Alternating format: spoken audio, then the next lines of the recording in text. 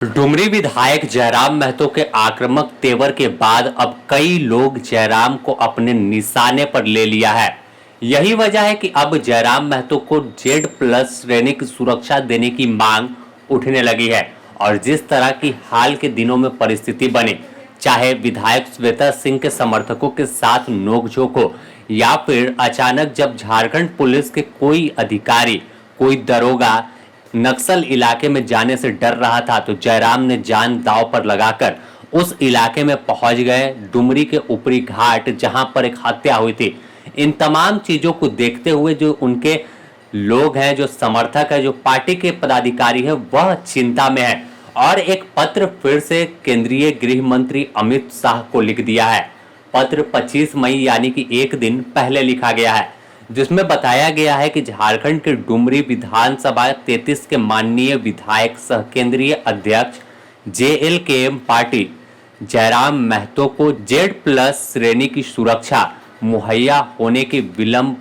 के संबंध में उन्होंने आगे अपना जिक्र किया है कि कृपया मेरे पत्र संख्या 27 JLKM DNW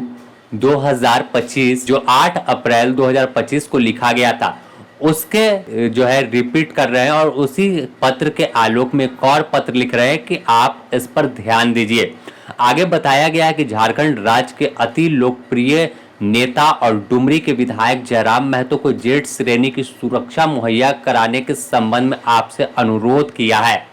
इस बीच विधायक के साथ कई असुरक्षा की परिस्थिति बनी, जो झारखंड वासियों के लिए चिंताजनक है। उन्होंने इस विषय पर आकलन सुनिश्चित हो गया है, अतः माननीय जयराम महतो को अविलंब Z+ की सुरक्षा मुहैया कराने का कष्ट करें। यह पत्र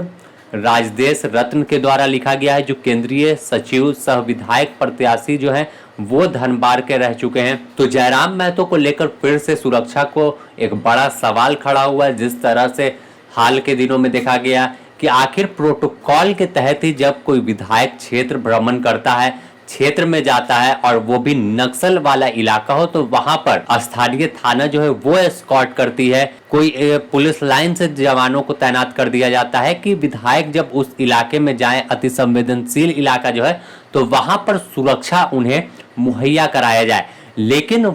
जयराम महतो के साथ ऐसी स्थिति नहीं दिखती है। जयराम महतो के द्वारा SP से लेकर DSP और दरोगा को कॉल किया जाता है रात के 1 बजे, तो वह गंभीर नहीं होते कि एक विधायक नक्सल इलाके में पहुंच गया है, ऊपरी घाट में पहुंच गया है, जो काफी इंटीरियर इलाका है, जो इलाका पीहड़ जंगलों के बीच है, वहां पर एक हत्या होती है और एक विधायक पहुंचता है। लेकिन तमाम जो पदाधिकारी थे, पुलिस अधिकारी थे, वो परहेज करते हैं, फोन नहीं उठाते हैं। तो चिंता तो इनके समर्थक को होगी ही कि आखिर अगर जयराम महतो पर कोई हमला हो जाता है, क्योंकि झारखंड में बाहरी भीतरी का मुद्दा मुखर होकर जयराम महतो उठाते हैं, अवैध खनन के खिलाफ आवाज बुलंद करते हैं और जहां भी इलीगल माइनिंग होती है, इलीगल काम होता है, कोई किसी को दबाता है, चाहे वह अधिकारी हो या माफिया, सबके खिलाफ मुखर होकर आवाज उठाते हैं और किसी के साथ भेदभाव नहीं। कोई काम अगर जनता का नहीं करता तो उसे भी जमकर लताड़ लगाते हैं। तो ऐसे में यह इनकार नहीं कर सकते कि जयराम महतो कई लोगों की आंखों में खटक रहे होंगे कि एक 27-28 साल का लड़का इस तरह से आक्रामक दिख रहा है और उन्हें फटकार लगा दे रहा है। तो ऐसे में उनकी सुरक्षा की जिम्मेवारी भी पुलिस पदाधिकारियों की है, लेकिन यह गंभीर नहीं है। तो अब अमित शाह से इनके पार्टी के लोगों को उम्मीद है। बने रहे द न्यूज पोस्ट के साथ, इससे जुड़ी और भी अपडेट देंगे।